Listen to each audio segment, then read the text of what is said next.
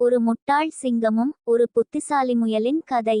முன்னொரு காலத்துல காட்டு விலங்குகெல்லாம் ஒன்னா சேர்ந்து சந்தோஷமா வாழ்ந்து வந்தன. அப்போ காட்டுக்கே ராஜாவான சிங்கம் அங்க வாழ்ந்துட்டு இருந்த விலங்குகளையெல்லாம் அடிச்சு சாப்பிடலாம்னு அங்கிருக்கிற விலங்குகளையெல்லாம் தேட ஆரம்பிச்சுச்சு.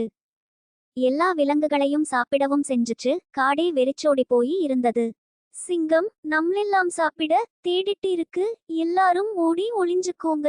எல்லாரும் சிங்கத்துக்கு பயந்துட்டு உணவு சாப்பிட கூட யாரும் வெளியே வரல. மரத்துக்கு பின்னாடியே ஒழிஞ்சுக்கிட்டு இருந்தாங்க. இப்படியே போனா நாம எல்லாரும் பயந்துகிட்டே தான் இருக்கணும். இப்போ நாம என்னதா பண்றது? நரிக்கு ஒரு யோசனை தோணுது.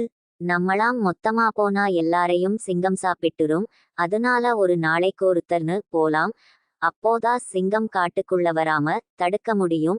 மத்த நண்பர்களையும் காப்பாத்த முடியும். நானே போய் சிங்கத்துக்கிட்ட பேசுற. காட்டுக்கே ராஜா, இனிமேல் நீங்க எங்களை தேடி வர வேண்டாம், நாங்களே உங்களை தேடி வரோம். நீங்க எந்த கஷ்டமும் இல்லாம இந்த குகையிலேயே இருங்க. அத கேட்ட சிங்கம், இதுவும் சரிதா, ஆனா ஒரு நாள் தவறினாலும் நான் காட்டுக்குள்ள வந்துடுவ. நரி சொன்னபடியே ஒவ்வொரு நாளுக்கு ஒருதர்னு சிங்கத்தோட குகைக்கு போனாங்க. அப்படி போயிட்டு இருக்கும்போது முயல் போக வேண்டிய நாள் வந்தது. முயலும் பயந்துட்டே போக ஆரம்பிச்சுருச்சு. போகும்போது முயலுக்கு சரியான யோசனை வந்தது. எதுக்கு இவ்ளோ நேரம்? எனக்கு பசிக்கும்னு தெரியாத? சீக்கிரம் வர முடியாதா? அப்படின்னு கோவத்தோட கேட்டுச்சு சிங்கம்.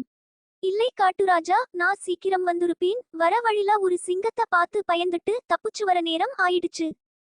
என்னது, இந்த காட்டுக்கே நான் ஒருத்தந்தா தலைவன்? இன்னொரு சிங்கமா? எங்க, வா போலாம். அதோ அந்த கிணத்துக்குள்ளதான் நீ வரத பார்த்துட்டு ஒழிஞ்சிட்டு இருக்கு. அந்த சிங்கமும் முயல் சொல்றத கேட்டு கிணத்துல எட்டி பார்த்துச்சு. அதோட பிம்பம் அந்த கிணத்துல விழுறத பார்த்து இன்னொரு சிங்கம் இருக்குன்னு நம்பி கிணத்துக்குள்ள குதிச்சுருச்சு. அந்த முயலோட புத்திசாலித்தனத்தால அந்த முயல் சிங்கத்துக்கு இரையாகாம தப்பிச்சுருச்சு. அந்த காட்டுல இருந்த விலங்குகளும் சந்தோஷமாயிடுச்சு. எல்லா விலங்குகளும் சந்தோஷமா காட்டுக்குள்ள வாழ ஆரம்பிச்சுருச்சு. இந்த கதை பிடிச்சா லைக் அண்ட் சப்ஸ்கிரைப் பண்ணிக்கோங்க.